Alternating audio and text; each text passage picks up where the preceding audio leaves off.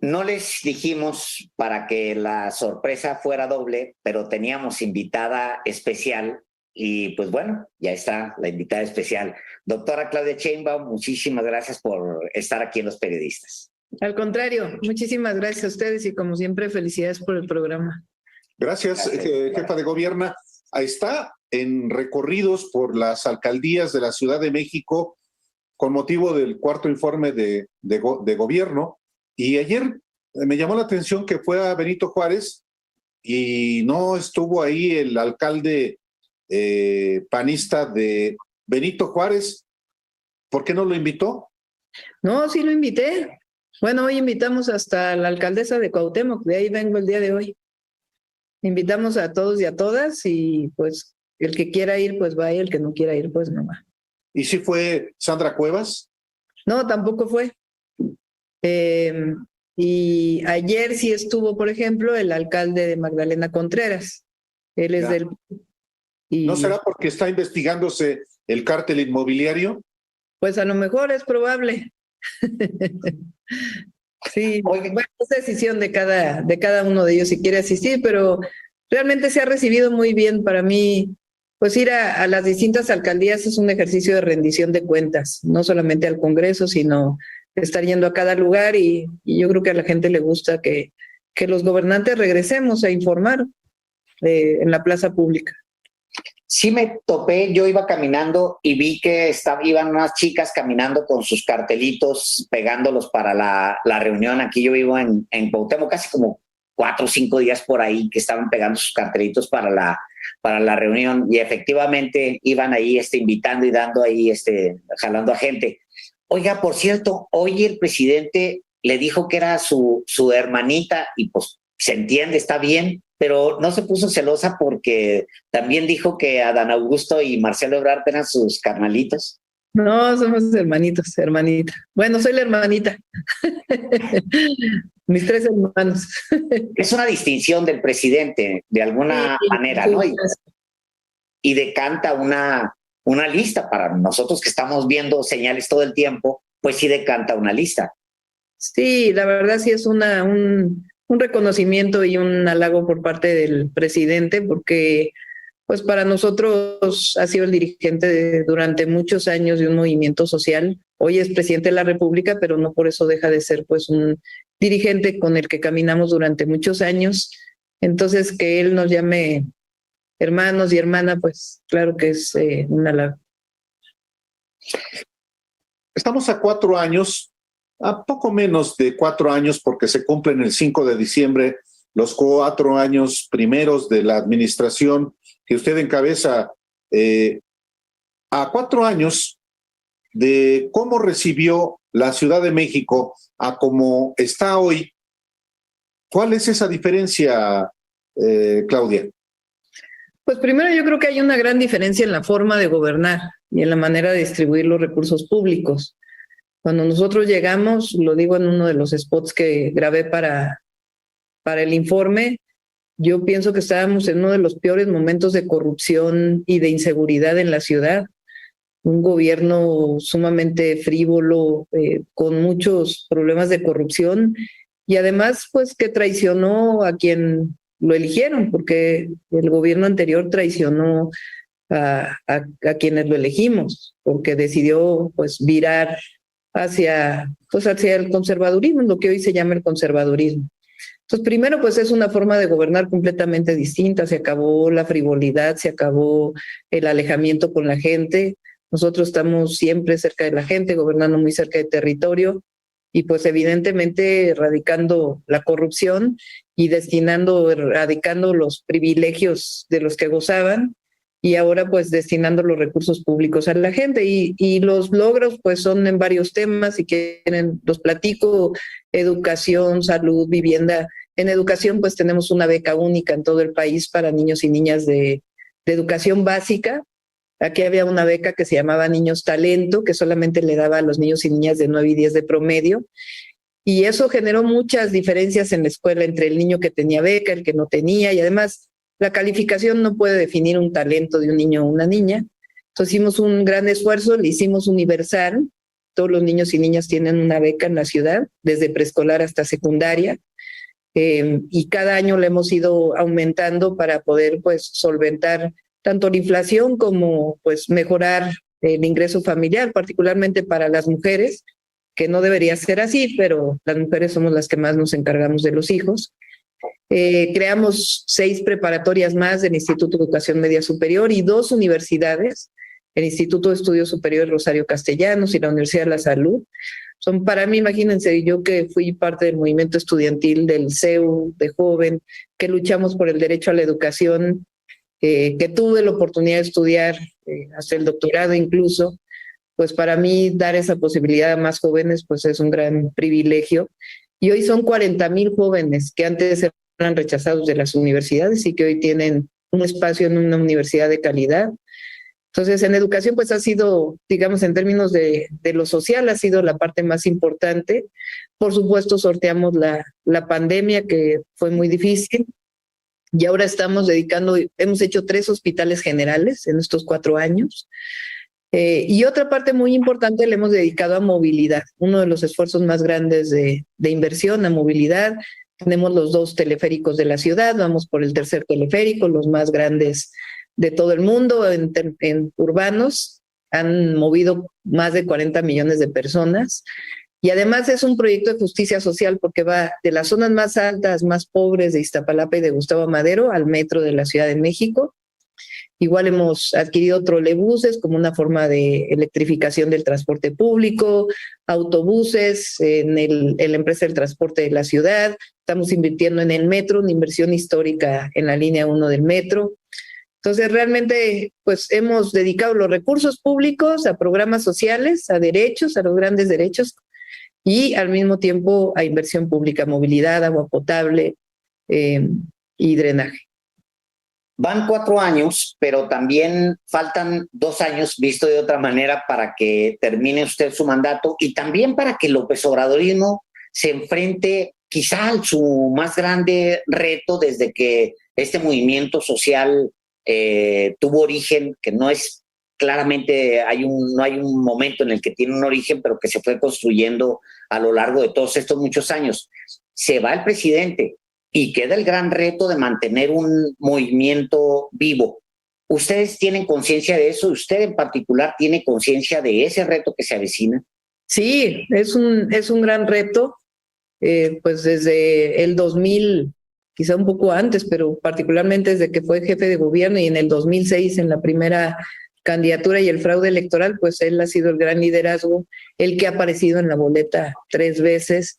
Y yo creo que hoy lo que hay pues es realmente un gran cambio. Si quieren verlo nada más en términos políticos, el movimiento que representamos con nuestros aliados pues son 22 gubernaturas, la mayoría en la Cámara de Diputados, Cámara de Senadores, la mayoría en los congresos locales, una gran cantidad de presidencias municipales, y al mismo tiempo que representa un escenario político completamente distinto al que teníamos cuando surgió Morena en el 2014-15.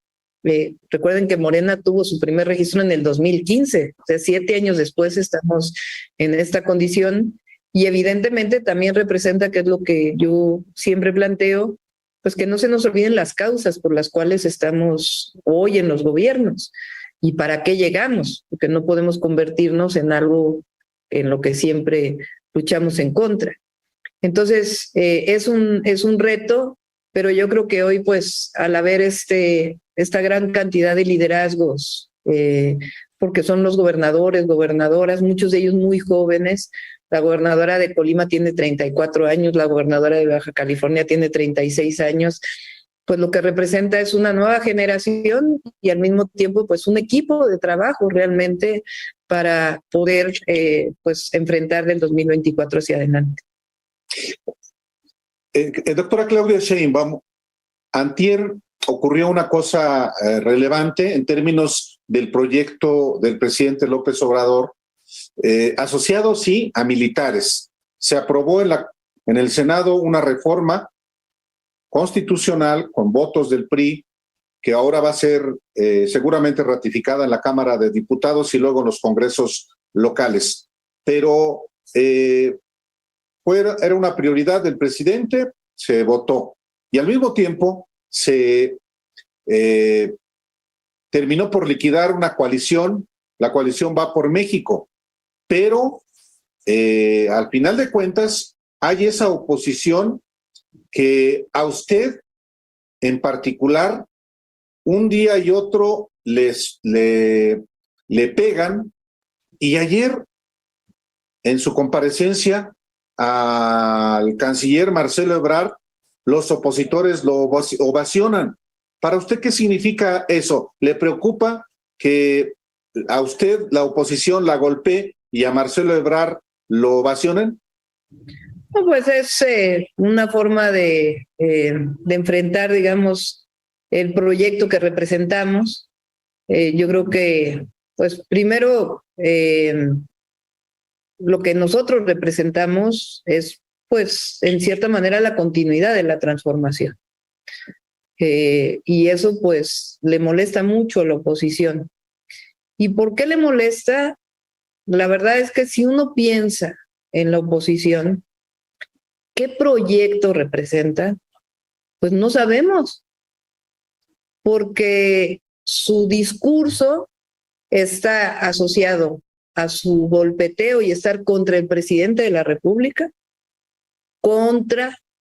es decir, no hay ninguna propuesta, es sencillamente estar en contra de todo lo que diga el presidente, y al mismo tiempo lo único que los une desde mi perspectiva pues son los negocios, porque en realidad no hay doctrina, no hay ideología, no hay proyecto de nación, bueno, ni candidatos tienen, pero tiene que ver con eso, con que en realidad no existe un proyecto ahí, comparado con lo que representamos nosotros, que es pues la ruptura con el modelo previo, el inicio de un nuevo modelo que yo llamo de economía moral del presidente de la República, con muchas otras características, que es la recuperación de los grandes derechos sociales y el estado de bienestar, comparado con lo otro que no representa nada.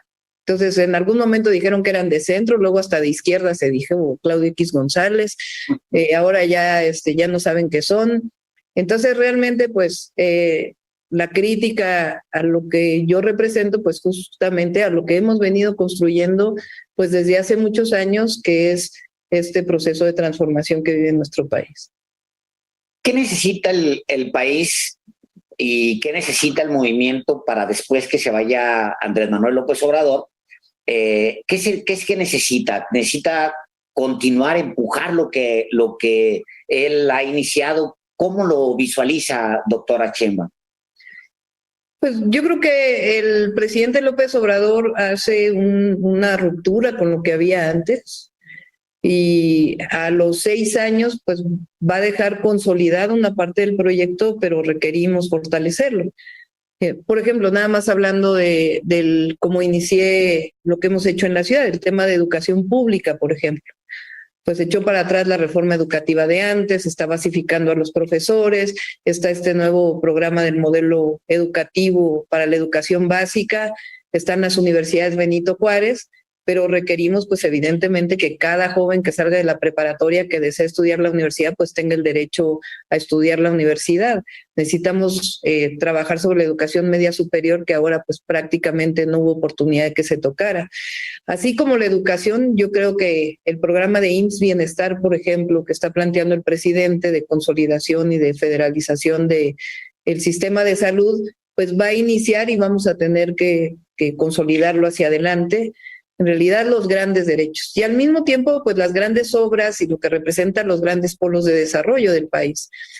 Todas las obras del sureste, pues el presidente va a inaugurar el Tren Maya, pero el Tren Maya se requiere consolidar, de igual manera el Transísmico y todas las distintas obras que representan pues el polo de desarrollo del sureste, los 3 aeropuertos del centro de la ciudad, lo que representa hoy el norte, en fin, yo creo que es la consolidación y avanzar en un proyecto de bienestar para el pueblo de México.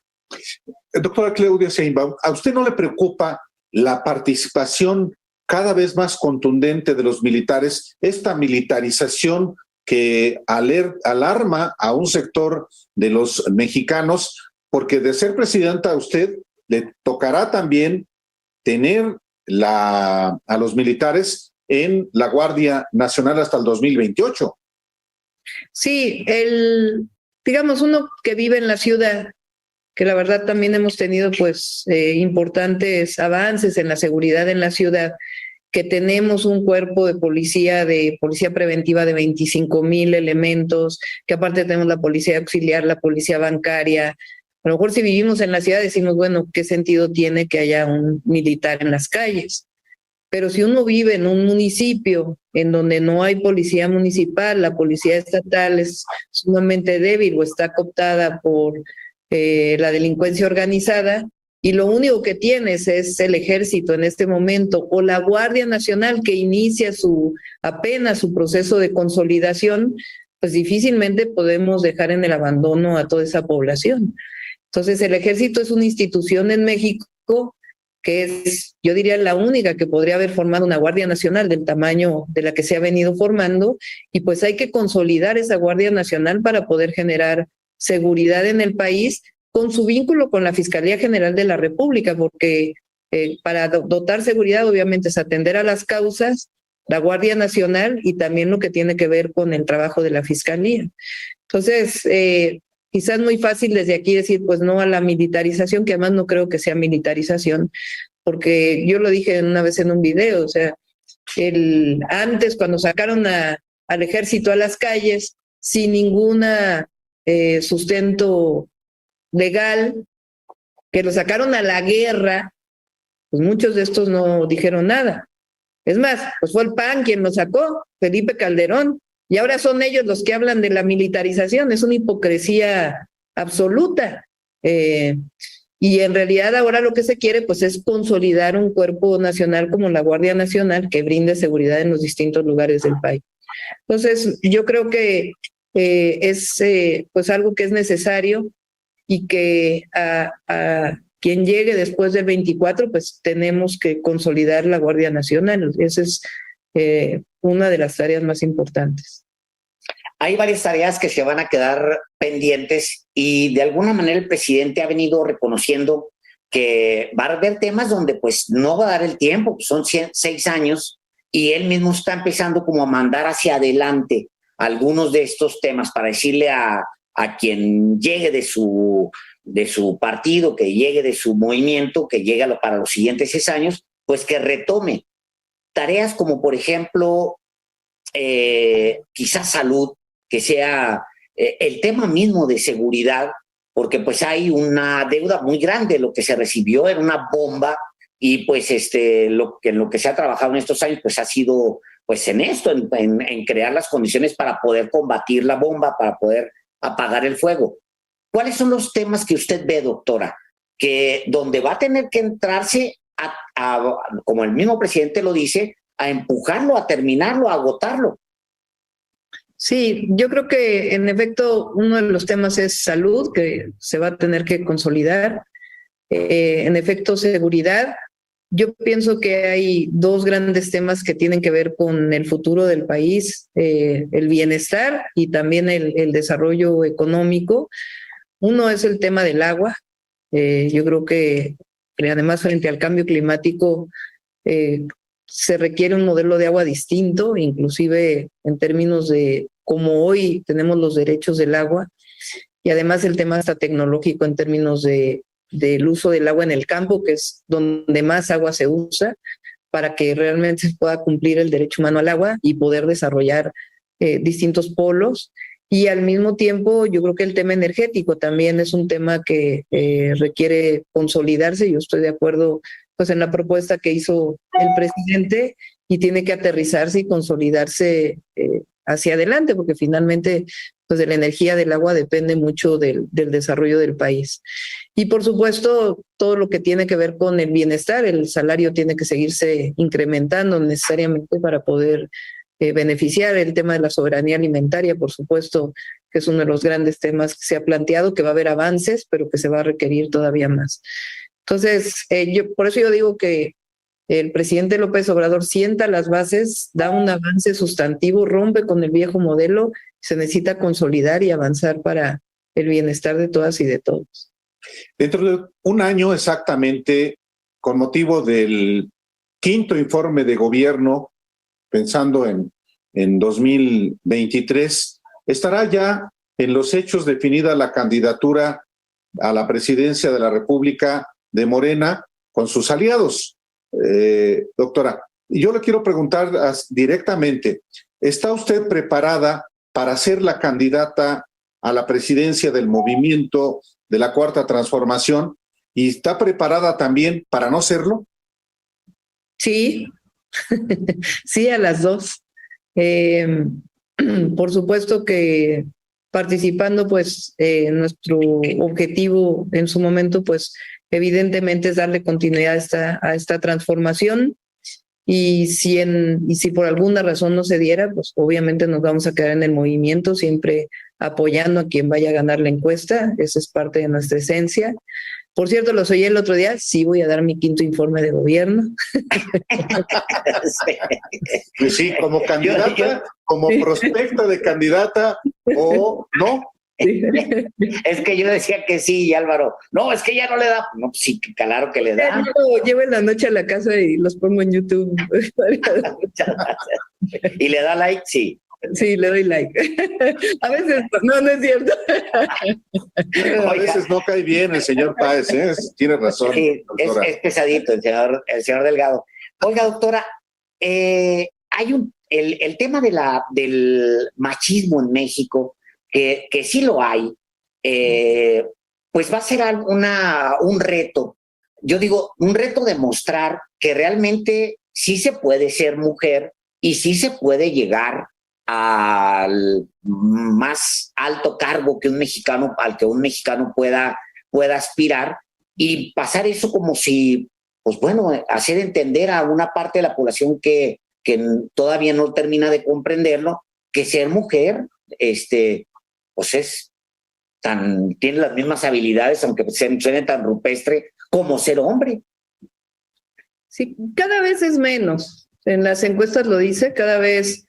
De las últimas encuestas que he visto, alrededor del 80% de las personas, sea que diga que prefieren mujer o que no tienen, digamos, preferencia, que les da igual que sea mujer o que sea hombre, no tienen ningún problema con que una mujer llegue a la presidencia, y es como un 20% que todavía tiene dudas. No es un no rotundo, sino que tiene dudas. Hace, yo supongo, algunos años, pues hubiera sido mayor. Y tiene que ver con que pues hoy somos mucho más mujeres participando en la vida pública. Evidentemente, cuando habemos más mujeres participando en la vida pública, hoy somos 9 gobernadoras. En la historia de México, hasta 2018, si mal no recuerdo, había habido 6 gobernadoras. Sí. Previo a que yo entrara, solamente estaba Claudia Pavlovich en Sonora. Hoy somos 9 gobernadoras, 7 somos del movimiento, y eso pues también va generando el hecho de que al revés, de que las mujeres tenemos no solamente todo el derecho, sino que hacemos bien el trabajo. Y yo creo que además la participación de la mujer pues fortalece la democracia, fortalece la vida pública, fortalece pues una sociedad. Y el que pudiera acceder una mujer a la presidencia de la República pues cambiaría por completo esta visión machista que sigue existiendo en efecto, y además sobre todo para las niñas, para las jóvenes.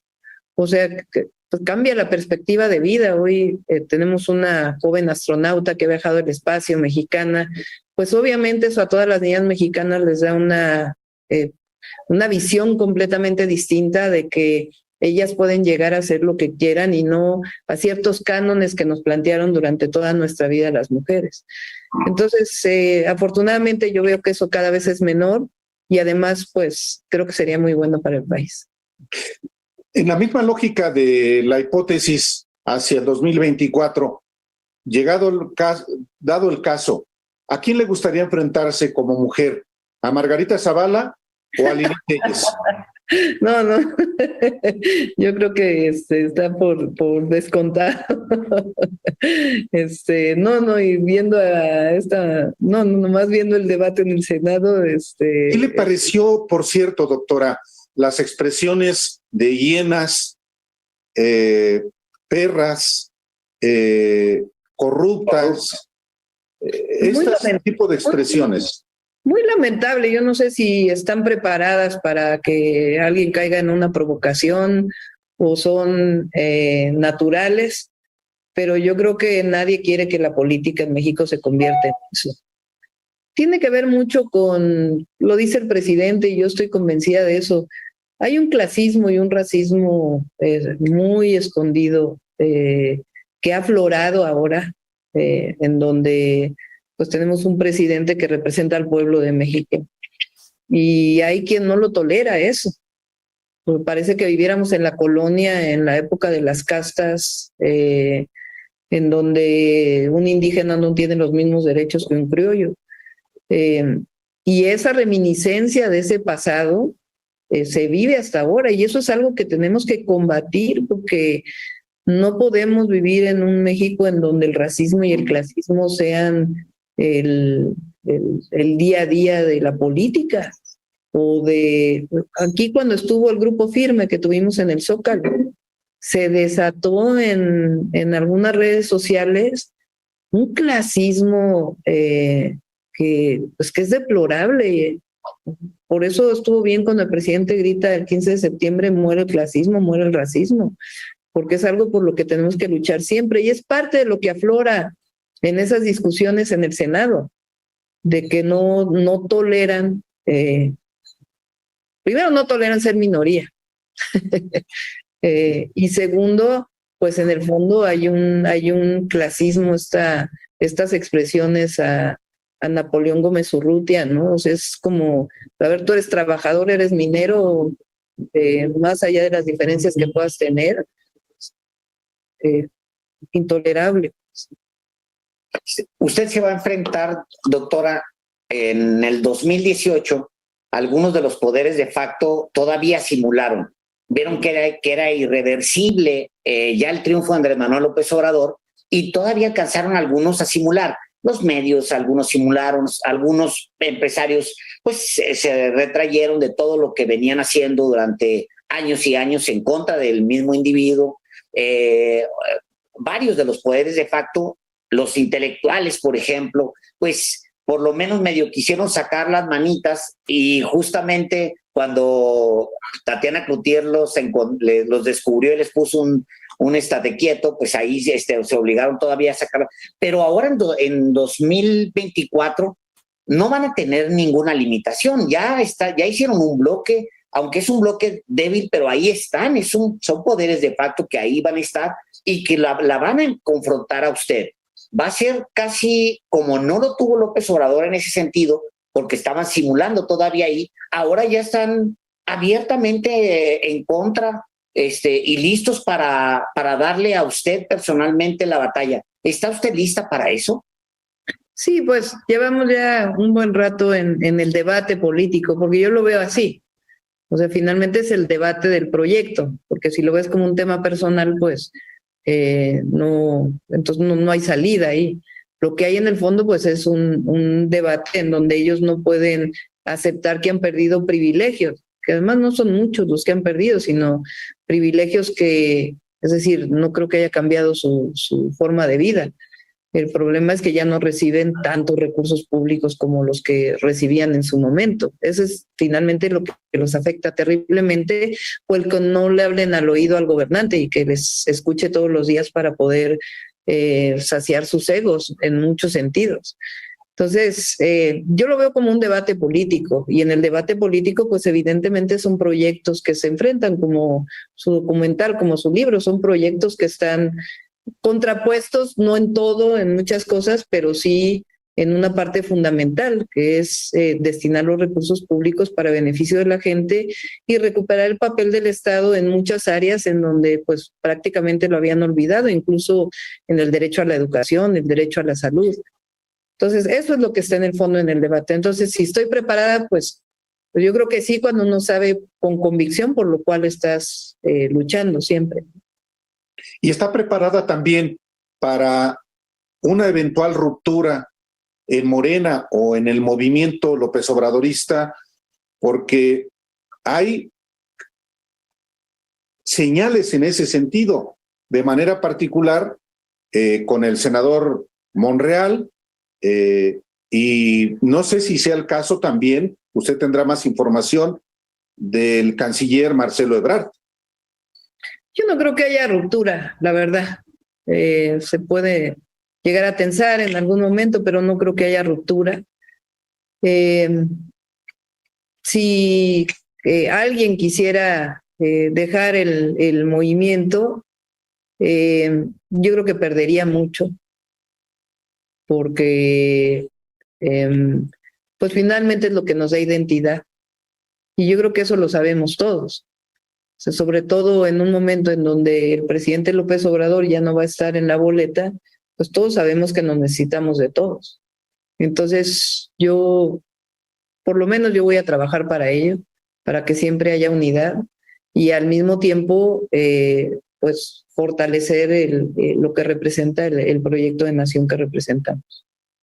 ¿Ya habló usted con Tatiana Cloutier el día de hoy, doctora? No hablé, pero le mandé un mensajito en el momento que me enteré de la mañanera. Le mandé un mensaje, lo hice públicamente en mis redes sociales y además pues le mandé un mensaje en privado. Yo aprecio mucho a Tatiana, la verdad. Ella fue muy importante en el 2018 y pues abrazarla, quererla y habrá un momento ya en que nos juntemos para platicar. El que no quiso abrazarla fue el presidente y eso ya se convirtió en un tema de conversación. El que no haya dejado de aplaudir para no abrazarla. ¿Usted cómo ve eso? Pero le estaba aplaudiendo. O sea, yo creo que, no sé, él lo dijo también en su mañanera, ¿no? Pero yo creo que lo importante es que en ese momento pues le estaba aplaudiendo. Difícil si hubiera sido otra actitud en donde él no hubiera estado pues justamente con esta señal en donde yo creo que es una señal de agradecimiento y cariño. ¿Usted le invitaría a su proyecto, aún al gobierno de la Ciudad de México, si es el caso? Sí, pues hay que platicar con ella que la llevó a esta situación. Y por supuesto, yo la aprecio muchísimo, la verdad, Tatiana. Yo creo que ha sido algo muy importante. Ella fue muy importante en el 2018 y yo creo que ella va a seguir siendo parte de este proceso.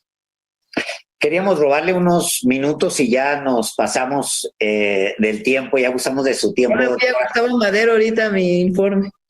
Sí, pues sí. Sí.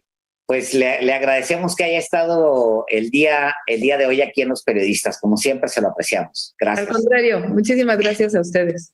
Al contrario, gracias. Muchas gracias, Habemos doctora. Más de 40,000 personas y se quedaron muchas preguntas, así que nos debe la siguiente. Claro que sí.